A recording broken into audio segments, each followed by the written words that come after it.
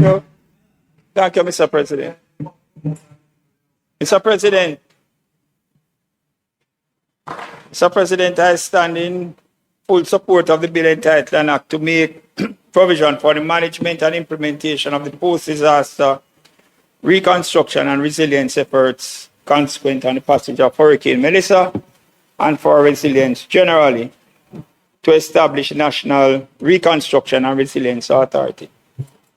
So, President, that sounds like a mouthful, but in brief, the legislation proposes the creation of a special vehicle under a legal framework to undertake strategic development projects, programs in a coordinated, speedy, efficient, and resilient manner.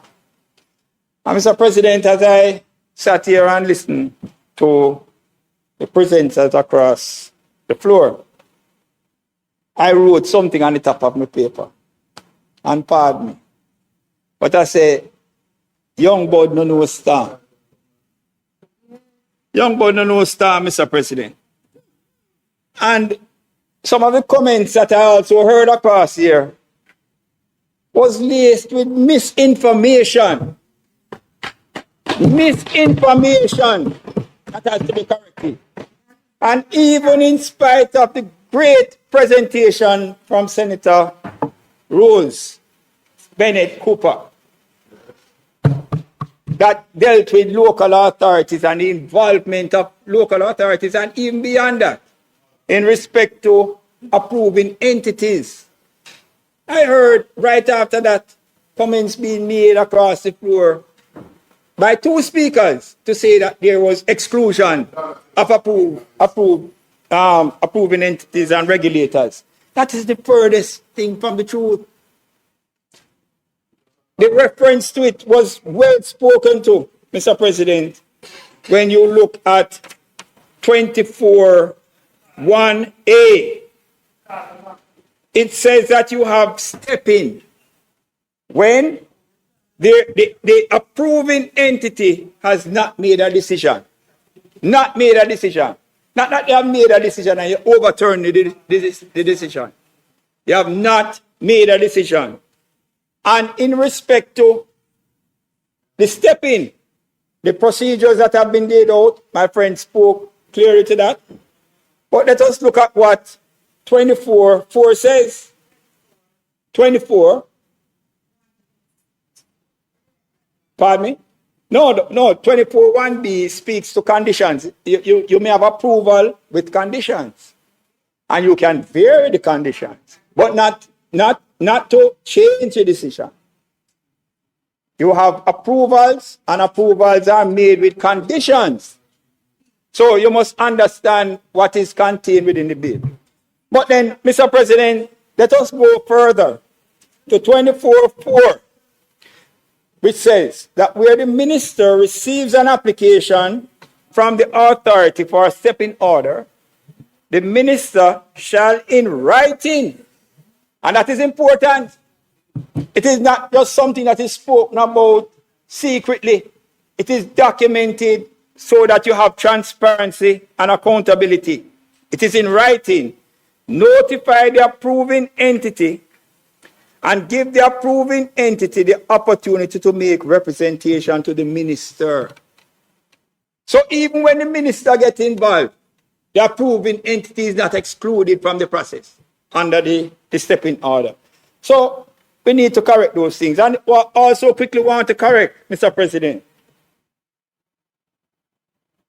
Senator Tomlinson referred Cornwall Regional Hospital. Well, when you listen to Minister Tufton in the other place, said if I had an NaRRA, I would be far further down the wicket with Cornwall Regional Hospital. But he spoke about budget overruns and so forth. I asked where it is that he has that.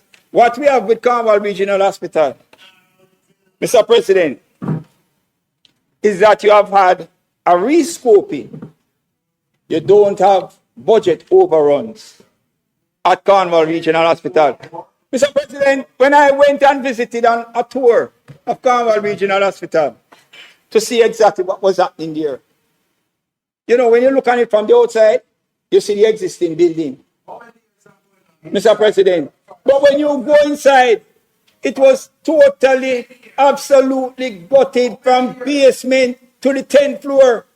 They had to remove the boiler. They had it on the inside because of how the design was done and put it on the outside, Mr. President. So what started out as an air condition issue has gone way beyond. It's a total reconstruction and expansion. What is the expansion? You will now have 12 new operating theaters on the new Cornwall Regional Hospital. You will have the E&E department being double the size of what presently existed there. Increased bed capacity, upgraded infrastructure, Mr. President, in respect to the labs, radiology, and diagnostic services. The dietary services that were there are going to be expanded because you now have to satisfy 2 hospitals. The Western Regional Hospital in relation to the children's adolescent facility that is being constructed, as well as the expanded Cornwall Regional Hospital. A rescoping has been done, so it is significant.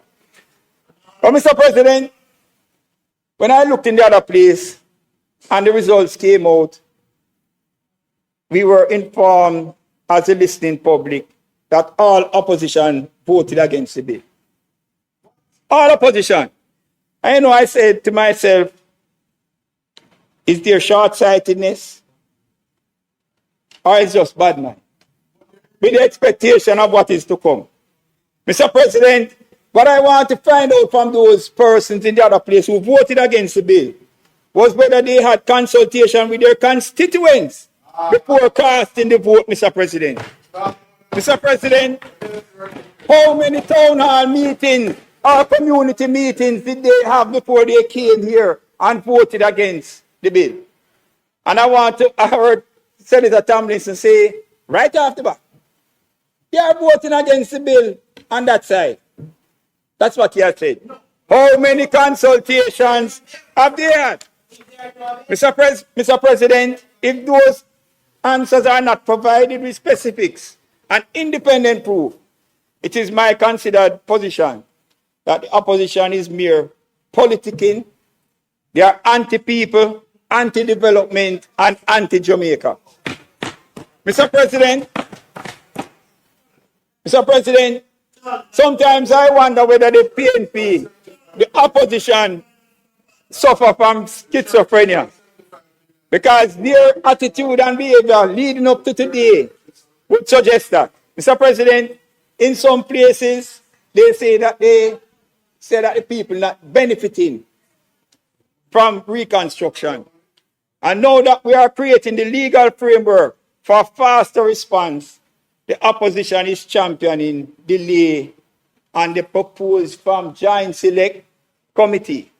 So, President, we did the Cyber Crimes Act the other day, and it was stated during that debate that it was 2 years that act, which now contains 35 sections, is not bigger than this one, you know. But it went through 2 years of a Joint Select Committee, Mr. President, before a report was generated out of that Joint Select Committee. The Joint Select Committees do have their use, but Mr. President, it is not in every situation or circumstance that has to use. And what I find strange about them on that side is that when there was the reform, the constitutional reform Joint Select Committee that was established, and they selected persons to attend that Joint Select Committee on constitutional reform, an important Joint Select Committee, Mr. President. None of them turned up at the Joint Select. None from that side. And they did not even have the courtesy to report back to the Senate or to the lower house as to why they did not turn up after being appointed by the Senate as well as by the lower house. So I have challenges with them. But Mr. President, the Jamaican people in the parishes of St. Elizabeth, Hanover, Westmoreland, St. James, and Trelawney can't wait any longer for the reconstruction process to commence and to commence swiftly. They need implementation now. They need reconstruction, which is strategic. They need coordination in planning and implementation. They need their lives and livelihoods to be restored and made better and more resilient. Mr. President, just this morning, on my way here, I got a copy of the Western Mirror. And on the front page, Mr. President, there is an article, 7 months of torture.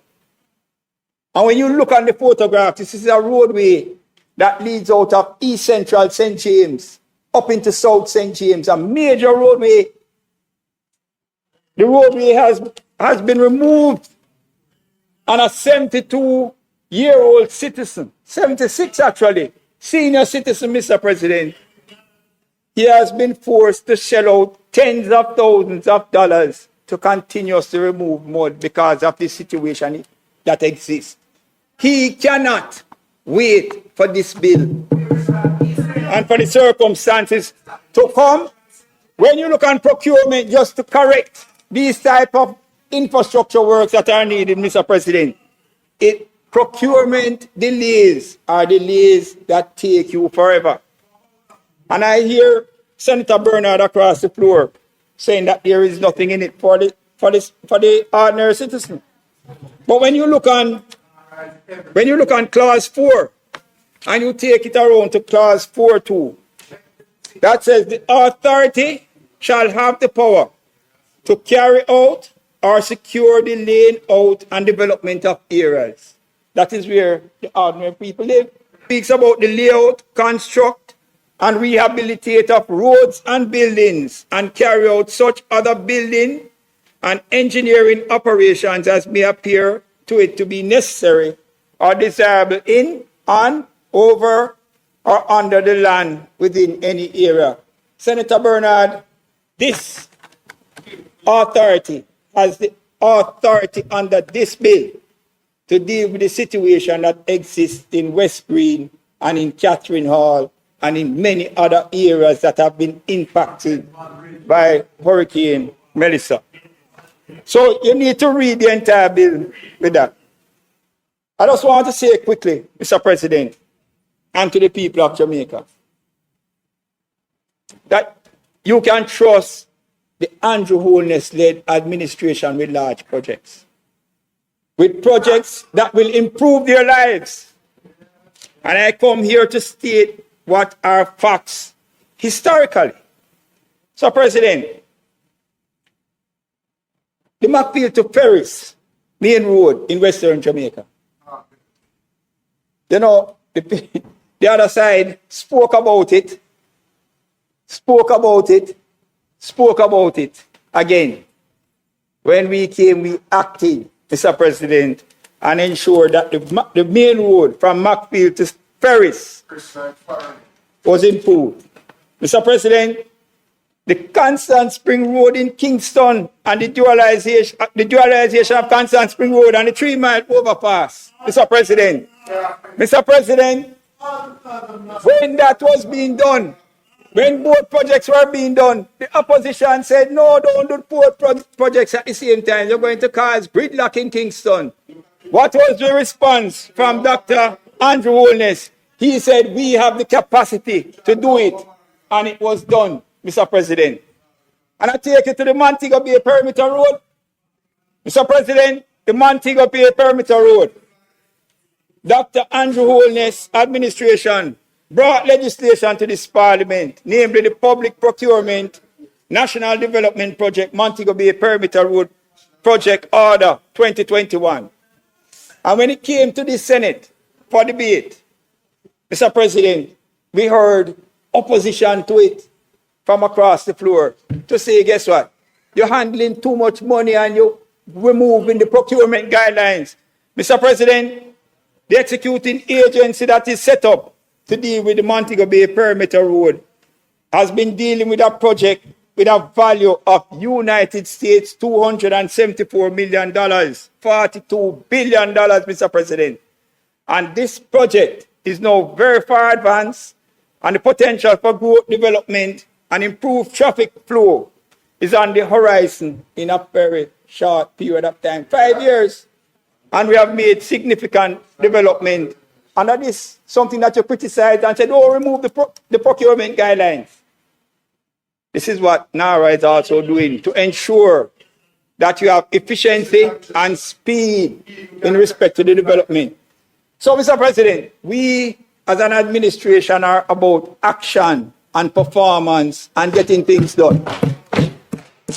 Mr. President, let us compare them.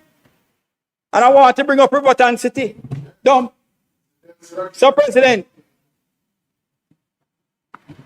in 1999, the Inter-American Development Bank provided to the then government, which is the now opposition, Mr. President, US 11.5 million, or at today's rate, 1.8 billion, to improve the conditions at Riverton and to develop a bigger and modern solid waste management development plan. In January 2007, US 7.68 million, 1.2 billion Jamaican dollars was taken back as the PNP administration, from the PNP administration by the bank. As one writer said, they pussyfooted into a river of inaction, mediocrity, and delays. The Inter-American Development Bank in its report stated implementation was very unsatisfactory and there was failure to meet the development objective. So we're comparing that side with our side. We are not the same, Mr. President. We are not the same. Mr. President, I raise those examples to say to all Jamaica that this administration can be trusted to do what is right under NaRRA. And this is the evidence that I present why people say Dr. Andrew Holness is the builder, Mr. President. Mr. President, I address the issues of local municipal participation, and I won't go further into that. I just want to comment quickly on some things that I saw in the public. Mr. President, there were comments that came from other places. One which said that there is no express statement that allows for what we call judicial review. That has been stated by persons outside of this parliament. Mr. President, what is my response to that? Judicial review does not have to be legislative. It does not have to be legislative. So I don't see why it is that we hearing about the need for the express statement in the bill for judicial review. It doesn't have to be legislative. Judicial review is a process under which a government, executive, legislative, or administrative actions are subject to review by the judiciary. And judicial review may always be sought once a public body or statutory body or authority exercise any public function. And what we have seen in this bill is that the authority falls into that category. And so any decision that they make, if a person feels challenged by it, they can seek judicial review. It does not have to be legislative, Mr. President. And the last comment I will make based on comments that I've heard and read on the outside about the CEO being indemnified if he acted honestly and in good faith and so forth, and persons are criticizing that aspect of it. It is what you find in almost any legislation, that if persons act in good faith, then they can get indemnity and they can be protected. In several bits of legislation that has been passed through the Senate, whether when they were in government or whether we are in government. Mr. President, one writer said, who expressed that concern, that it would mean that the CEO can say, well, well, I meant well, and that is sufficient. That is incorrect, because the term, Mr. President, is a term that has been dealt with by case law. Has been dealt with by case law. You can't just get up and say, well, I meant well, and that is it. That is not correct. And there is authority from our Court of Appeal that has dealt with that issue to say that good faith imputes honesty, sincerity, absence of intent to defraud, or act with malice. It includes acting fairly and reasonably and done in the exercise of the designated functions and in the public interest. So not because the term good faith is used, it can be used willy-nilly. No. It is dealt with in our case law, and we must not go around and give this impression to the public that the CEO in the circumstances can do any and anything and then claim good faith and say that that is it. No. You have to be reasonable in what you do. You have to be honest in what you do. You have to be sincere in what you do, Mr. President, to be able to be protected by this term of good faith. So, Mr. President, one in those circumstances cannot commit fraud, theft, malfeasance, and then with gear abandon, or acting with gear abandon, negligence or carelessness, and then at the same time claim good faith. It will not be protected. Under the legislation, it is not protected by the case law that exists. Other things have been dealt with by my colleagues, and I believe others have other things to say, Mr. President, so I will end my commentary at this time and say that I support for the reconstruction, building with resilience, Mr. President, in Western Jamaica, from where I am from, and we have seen persons suffering, and that there are projects that have to be undertaken, Mr. President. I support this bill for building back stronger and building with resilience.